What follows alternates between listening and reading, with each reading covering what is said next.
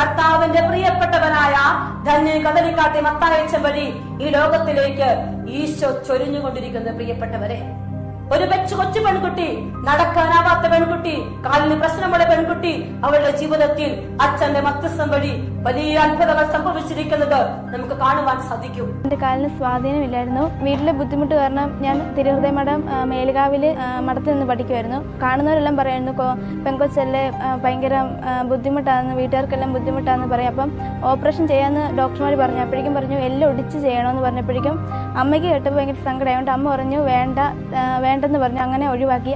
ഞാൻ മഠത്തിൽ നിന്ന് പഠിച്ചുകൊണ്ടിരുന്നപ്പോഴേക്കും ഒരമ്മ പറഞ്ഞു, കദലിക്കാട്ട് മത്തായച്ചൻ്റെ നൊവേന എന്നിട്ട് പറഞ്ഞു ഇത് ചൊല്ലിയാൽ മതി, കൂട്ടുകാരൊക്കെ ഒന്നിച്ച് ചൊല്ലിയാൽ മതി, അച്ഛൻ്റെ മുഖേന കാല് ശരിയാകുമെന്ന് പറഞ്ഞു. അപ്പോഴേക്കും ഞാൻ കൂട്ടുകാരൊക്കെ ഒന്നിച്ച് എല്ലാ ദിവസവും രാത്രി ചൊല്ലുമായിരുന്നു. അങ്ങനെ 7 ദിവസം ചൊല്ലണമെന്നായിരുന്നു. ഞങ്ങൾ 3-ാമത്തെ ദിവസം വരെയുള്ളൂ ചൊല്ലിയുള്ളൂ. 3-ാമത്തെ ദിവസം അന്ന് ആയപ്പോഴേക്കും ഞങ്ങൾ സ്കൂളിലൊക്കെ പോയിട്ട് വന്നിട്ട് ഒരു ഉച്ചയ്ക്ക് ഇരുന്ന് കളിക്കുമായിരുന്നു. അപ്പോഴേക്കും കൂട്ടുകാർ കേട്ട് ചാടുമായിരുന്നു. അപ്പോഴേക്കും എനിക്ക് ചാടാൻ മേലായിരുന്നു. എൻ്റെ കൂട്ടുകാർ പറഞ്ഞു എടി നീ ചാടാൻ പറഞ്ഞു. പക്ഷെ ഞാൻ ചാടിയില്ല, എനിക്ക് അത്രയും ചാടാൻ മേല. എന്നിട്ട് ഞാൻ ചാടിയപ്പോഴേക്കും എൻ്റെ കാലിന് എന്താണ്ടൊരു അനുഭവപ്പെട്ടു, ചെറിയൊരു വേദന പോലെ. അപ്പം ഞാൻ പറഞ്ഞു ഇല്ല എനിക്ക് ചാടാൻ മേലെന്ന് പറഞ്ഞാൽ അവിടെ ഭിത്തിയിലേക്ക് മാറി ചാരി എന്നപ്പോഴേക്കും എനിക്ക് കാലിന് അപ്പോഴേക്കും ഒരു തരിപ്പ് പോലെ അനുഭവപ്പെട്ടു. അപ്പോൾ ഞാൻ നോക്കിയപ്പോഴേക്കും കാലിങ്ങനെ പതുക്കെ നൂർന്ന് വരുന്ന പോലെ തോന്നി. അപ്പോഴേക്കും ഞാൻ എൻ്റെ കൂട്ടുകാരോടും